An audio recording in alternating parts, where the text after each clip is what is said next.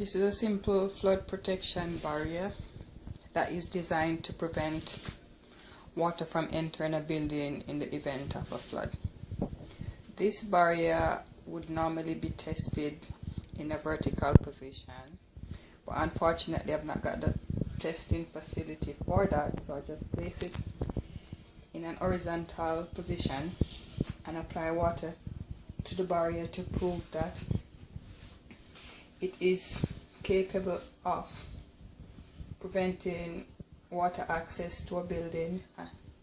as a result save life and property. I'll just swirl my hand around to show that there's water inside of the barrier, and I'll show beneath that there's no water leaking anywhere.